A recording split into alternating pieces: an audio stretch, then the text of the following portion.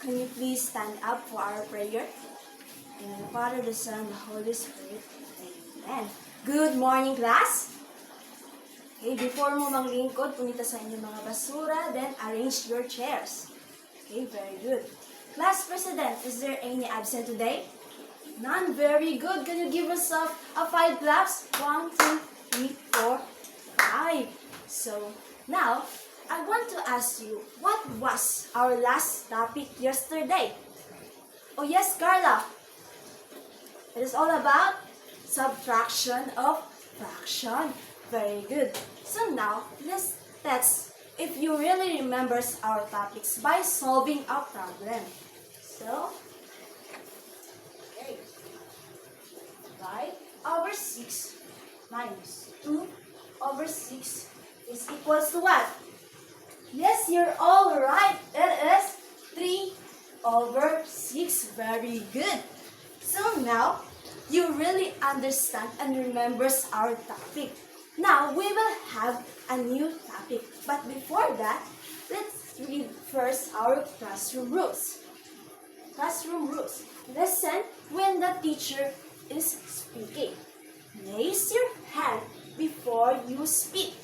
Be participative in the class. Always do your best. And the last one is be kind to others. I hope that you follow our classroom rules. Okay. Now, I will present you a picture. Wait muna class ha.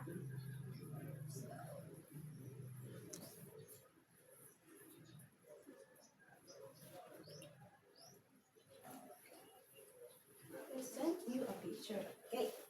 So, based on the picture, what did you see?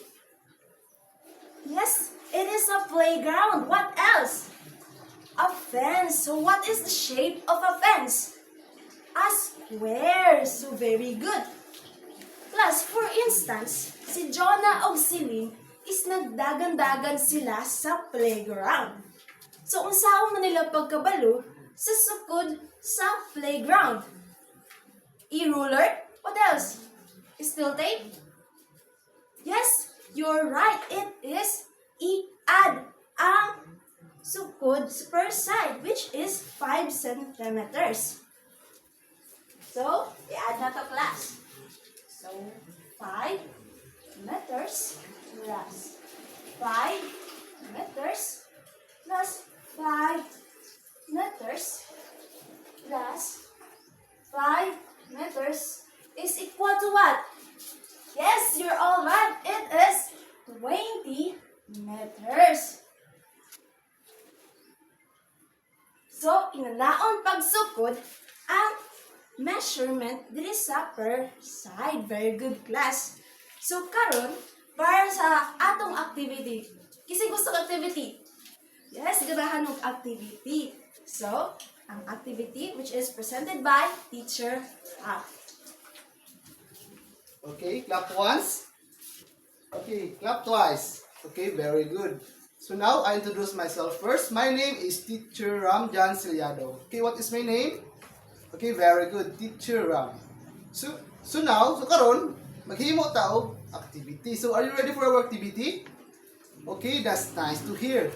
So gani, I will group you into 3 groups. This will be the group 1, group 2, and group 3. So gani ha, nag-present si Teacher Wendelin og usa ka picture sa playground. So, pag-present ni Teacher Wendelin, inyong gi-add ang tanang sides sa usa ka playground niya. Unsa may shape ato? Okay, very good. It's a square. So karon sa ato activity, ang iyang kalahian lang mag-solve gyapon mo sa sides, pero lahi nga shape ang atong gamiton. Okay? Are we clear? Okay, very good. So now, ato sa mo sa inyong mata grupo. Okay, this will be group 1 on the side, group 2 speakers, and group 3 at the center. So, in the group 1, your shape is, what is this? Okay, triangle, very good. For the group 2 is another square, very good. And for the group 3 is rectangle. rectangle. Very good, John. Rectangle. No, so here's your shape. Okay, group 1, group 2, and group 3. So now, I will give you 3 minutes to do that activity. Okay? Okay, time's up. Okay, I know nga, kabalo na mo sa answer sa matag size sa usa ka shape. So now, gusto niyo mga output, kaya itong check kung tama ba. Okay? For the group 1, here's your output. So inyo is triangle. Okay, ito i-solve ba kung tama ba yung answer? Okay? Sa triangle na ay 4 cm. Sa biggest side. Sa second side is plus 3 cm. And sa last side is 5 cm. So, pila mo sa tanan? 4 plus 3, 7 plus 5 is equals to, very good, group 1, 12 centimeters. Okay, tama ang group 1. So, okay, for the group 2, let's check. This is your shape. What is this? Square. Very good. So, let's solve it. 6 centimeter plus other side 6 centimeter. Other side naman 6 centimeter. And the last side is 6 centimeter. So, it's equals to, okay, 24 centimeter. Very good. The answer of group 2 is correct. So now, in the group 3, let's check if the answer is correct. Okay.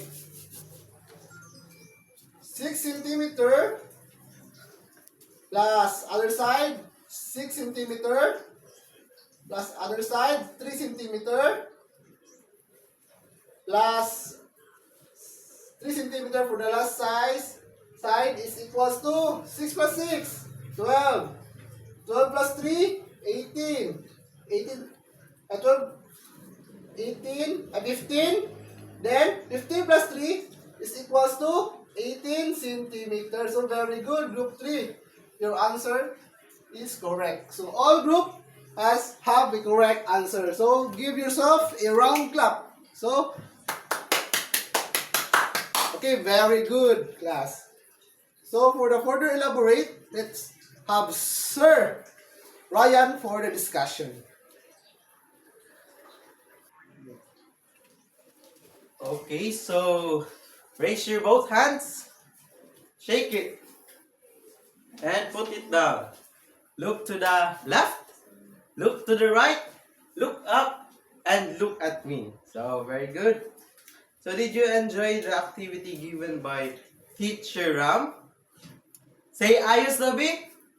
Alright, ayos.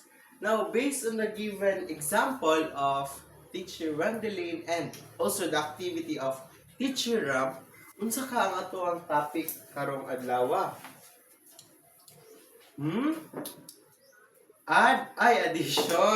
Addition. So, magbalik tag addition ron. So, ang concept is i-add tanan sides. Kung may tawag kung i-add tanan sides. Wala pa mo kabalo? Sige, karon atong hibalon. So, that activity given by Teacher Ram, which includes adding all sides of this shapes, is called perimeter.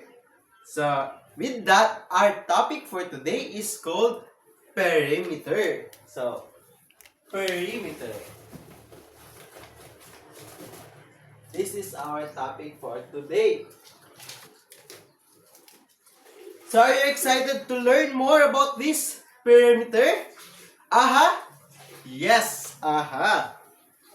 Okay. Now, let me present you our objectives. So, help me read. At the end of the lesson, pupils should be able to A. Define perimeter and solve the perimeter of a triangle, square, and rectangle. B. measure given sides of shapes and compute their perimeters through group activities, and show collaboration and enthusiasm in solving the perimeters of the given shapes. So, is that clear? Alright. Now, let us know what is a perimeter. What's ang perimeter? So, perimeter is the distance around a shape. It is found by adding all of its sides. So, by the example given by Teacher Wendelin and Teacher Ram, sige nang gibuhat, i-add tanan ang sides. And that is called a perimeter. Now, naglisod mo pag-solve since gimanumanon nyo pag-solve. I-add ninyo, di ba? I-add ninyo ang sides. 6 cm plus 6 cm, 6 cm equals 24. Now, paano kung na-add solution in order to solve that perimeter sa isa lang ka phase? And that is through the use of their formulas. So, unsa din yung mga formulas sa matag shapes? Now, we have formulas for triangle. It is P equals A plus B plus C. P means perimeter and the A, B, and C represent the sides of triangle. Sa square naman, we have P equals 4A. Same gapon, P means the perimeter and the 4 equals to the 4 sides of triangle since a square has equal sides. So 4 na na. Then the A represent the measurement of their sides. Now for the rectangle, we have P equals 2L. So meaning sa L is the length and plus 2W, meaning sa W is called width. So now, let me present you how to solve a perimeter of a triangle using the formulas. Are you ready? Yes, that's the spirit. So now I have this triangle. So kini nga triangle, naa na siya measurement daan. So ato sa i-remove ning quality cherub. No? Then, i-erase ako na to.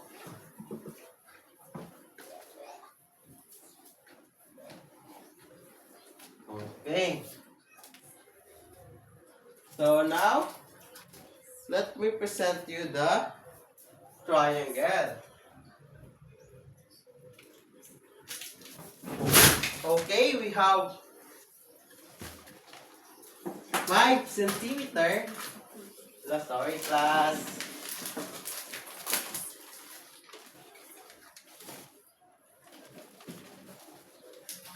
Okay. Now, let us solve through the use of triangle. Sorry, class, natanggal ang board. So now, we have P equals, so ito, A plus B plus C.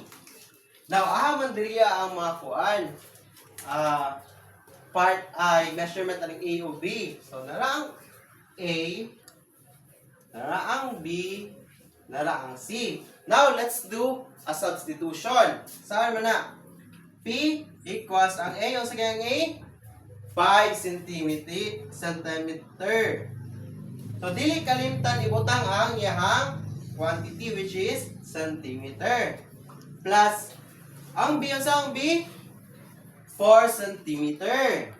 Very good. Then, ang C, pila? 5 centimeter. Now, let's add them together. So, P, 5 plus 4, 9. 9 plus 5. Pila ang 9 plus 5? 14. So, the perimeter of this triangle is 14 centimeter. Gets ba? Say ayos daw, B, kung gets. Ayos. Very good. Now, let's move on to the square. So, how to solve the perimeter of a square. Naman na ba, copy class? Okay, very good. So, ako na i-reason ha. Now, let's move on to solving the perimeter of a square. So, tanggalon sa nakuning triangle. Now, I have a square. So, dako kayo ng square, no? So, what is the measurement of the square? It is 8 centimeter. Very good. Now, let me put this one. So, now, in order to solve this, sa ganitong formula, it is P equals 4A. Now, since diretso na ta, let's do the substitution. P equals 4, pila gani? 8 centimeter. So, 4 times 8, pila kaya 4 times 8? It's, say 31, it's 32. Very good. So, 4 times 8 equals 32 centimeter. So, this means that the perimeter of this square is 32 centimeter. Very good. Now, naman na ba ninyo kopya na po ni? Kaya mo proceed na po ta sa rectangle. Gets na ba? Say ayos na, B? Alright, ayos. So now, let's move on to the rectangle. Ako na po ning erison. Then, akong tanggalon ni. So, make sure na naminaw ha, kay mag-quiz baya si teacher man kinumpas niya. Now, mo niya ang rectangle. So, ang sige formula sa pag-solve sa rectangle, it is sa P equals 2L plus 2W. Sige na yung L, length. Ang W, width. Very good, children. Now, let's do the substitution. So, nang-ilista ng L. So, 2 times, man day ang length of width kaani. Ang length ay ang nasa taas or ang ikatason. Ang width, mo ni ang ikabagaon. So, atong kandra, mo ni ang length o mo ni ang width. Understand na class? Mo ni ang length of width. Now, let's solve it. So, ang length, ato i-substitute. Unsa gani? It's 17 centimeter. Plus 2, ang width, pila gani? 8 centimeter. Now, ato na sila i-multiply. 2 times 17 equals 34 centimeter. 2 times 8 equals pila? 16 centimeter. Now, ato iyan. Pila naman ni sila? 34 centimeter plus 16 centimeter. Pila man?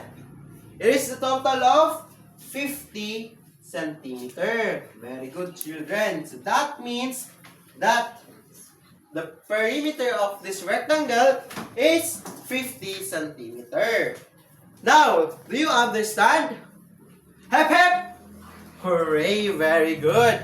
Now that you understand what is a perimeter and the concept of the perimeter along with the formulas to solve the perimeter, let's give the floor to Teacher Mankinumpas for activity and evaluation for you to usa man mag-quiz na mo kay kung para mabalaan jud kung namoy natun-an. So, that's it, children. Okay, good morning, class. Hep hep.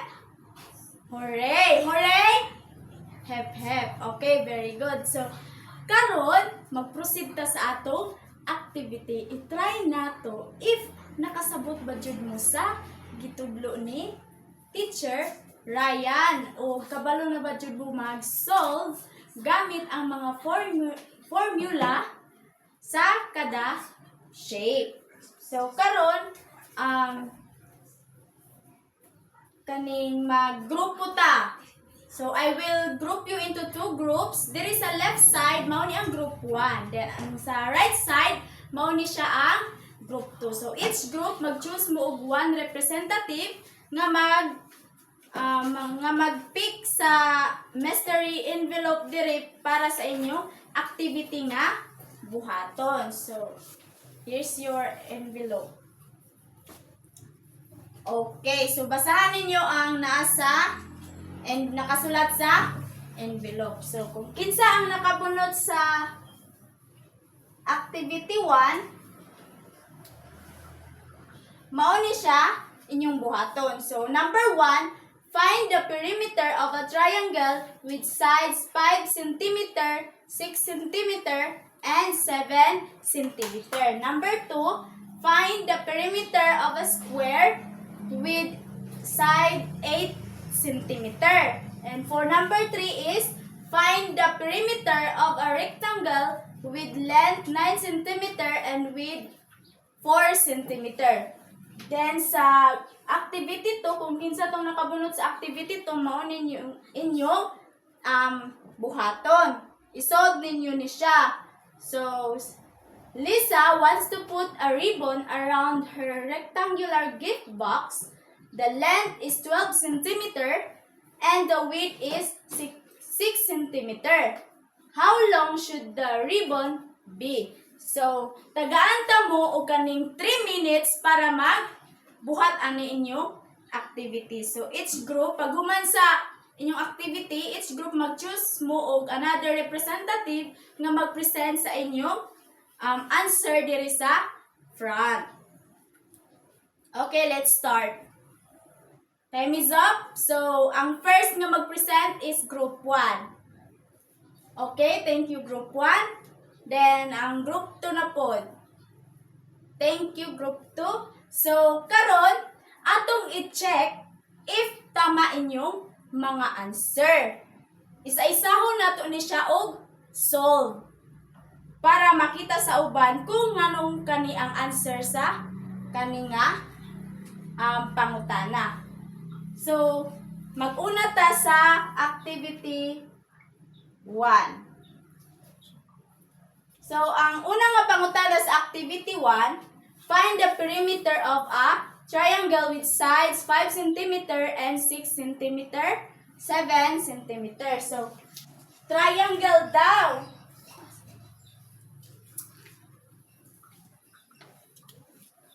Unsa gani ang kaning formula sa triangle? We have perimeter equals A plus B plus C.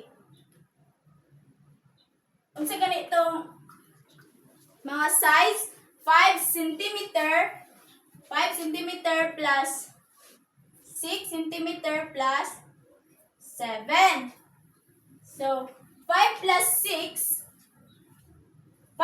6 equals 11. So, plus 7 equals 18. So, meaning, naatay 18 cm sa triangle. So, your answer is correct. So, karon proceed ka sa number 2. Square na pud ni. Naa daw 8 cm ang side sa square. Unsa gani ang formula sa square? We have 4A. So 4, ilagay itong sides, 8 cm. So 4 times 8 equals 32. So tama inyong answer na atay 32 cm nga answer. For number 3 is rectangle na pud ni siya. Naa daw length nga 9 cm and width nga 4 cm. Unsa gani ang formula na pud sa rectangle? Rectangle is 2L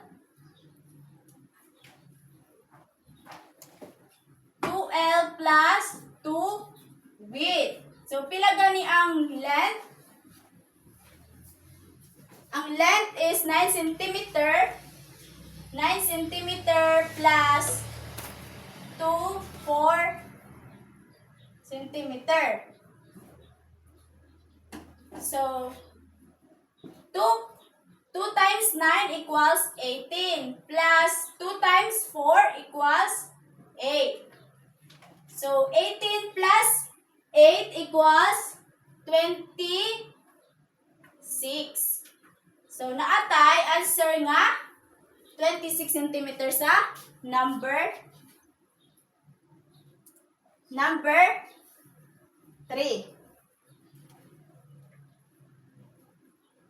So, karon proceed na punta sa activity 2. Si Lisa daw, gusto niya butangan og ribbon ang iyang rectangular gift box na aday naay length ang iyang gift box nga 12 cm. So meaning rectangular, so rectangle nga formula atong gamiton. 2L plus 2 width. Pila gani itong length? 12, then ang width is 6. 12 plus 2, ang width guys 6. So 2 times 12 equals 24. Plus 2 times 6 equals 12. Then 24 plus 12 equals 36. So naay 36 nga answer sa activity 1. So inyong mga answer kay tama tanan. So very good kay nakasabot jud mo sa discuss ni Teacher Ryan. So tagaan na to atong sarili og yehey clap. 1, 2, 3, 1, 2, 3, yehey! Okay, thank you very much. So karon magpadayon ta. Naana pud tay assignment nga ay quiz di ay class quiz. Mag-quiz pa ta. So, let's go back to your proper seat kay mag-quiz ta. Then, kuha mo o ganing 1/2 sheet of yellow paper. Kani inyong answeran. Number 1, what is the perimeter of a triangle with side 3 cm, 4 cm, and 5 cm? Number 2 is find the perimeter of a square with side 10 cm. And for number 3 is a rectangle has length 7 cm and width 5 cm. So, pangitaan ninyo ang perimeter ani nga mga shape. So, tagaan ta mong 3 minutes para mag-answer ani nga quiz. Okay, time is up. Pass your papers. Okay, so thank you very much class. So now, proceed na ta sa atong assignment nga i-present ni Teacher Wendelin. Okay, para sa atong assignment, draw your own triangle, square, and rectangle in your notebook. Write the side measurements and solve for their perimeters. So, muna itong assignment class. I hope na ato ning buhaton. So, ipasa ni siya ugma. So, pwede mo manindog? Okay.